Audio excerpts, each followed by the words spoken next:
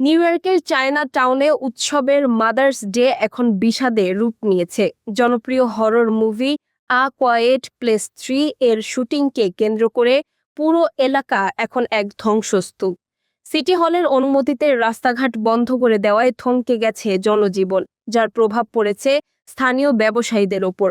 ক্ষুব্ধ বাসিন্দারা এই বিশৃঙ্খলার জন্য মেয়র জোরান মামদানিকে সরাসরি দায়ী করছেন। অভিযোগ উঠেছে, হলিউডের বড় বাজেটের সিনেমার স্বার্থ রক্ষা করতে গিয়ে সাধারণ মানুষের আবেগ ও অধিকারকে বিসর্জন দিয়েছে সিটি প্রশাসন। উৎসবের দিনে কেন এই নরক যন্ত্রণা? বিস্তারিত থাকছে নিশাত আফরোজের রিপোর্টে। মা দিবসের সকালে যেখানে উৎসবের আমেজ থাকার কথা ছিল, সেখানে নিউ ইয়র্কের চায়না টাউন জুড়ে এখন কেবলই ধ্বংসস্তূপ আর মানুষের দীর্ঘশ্বাস।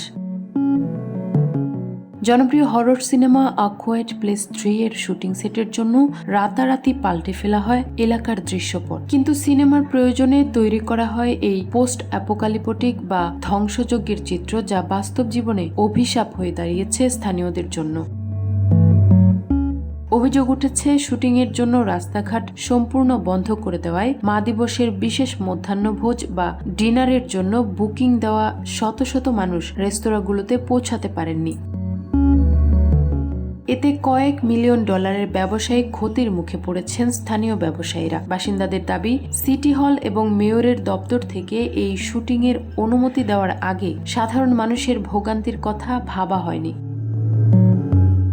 এই ঘটনায় সিটি প্রশাসন জোরান মামদানির নীরবতা এবং পরোক্ষ সমর্থন আছে বলেও মন্তব্য করছে অনেকে। আন্দোলনকারীরা বলছেন, মামদানি এবং সিটি হলের কর্মকর্তারা হলিউডের স্টুডিওর স্বার্থ রক্ষা করতে গিয়ে সাধারণ নিউ ইয়র্কারদের আবেগ ও সংস্কৃতিকে অবজ্ঞা করেছেন।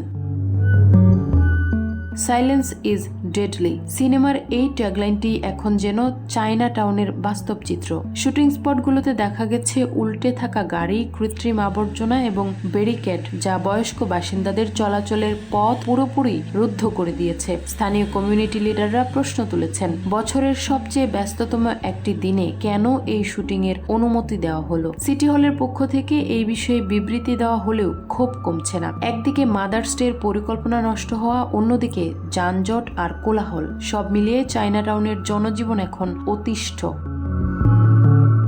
হলিউডের গ্ল্যামারের নিচে সাধারণ মানুষের অধিকার কতটুকু সুরক্ষিত, সেই প্রশ্নই এখন বড় হয়ে দেখা দিয়েছে বিগ অ্যাপলে। নিশাত আফরোজ, আমেরিকা বাংলা।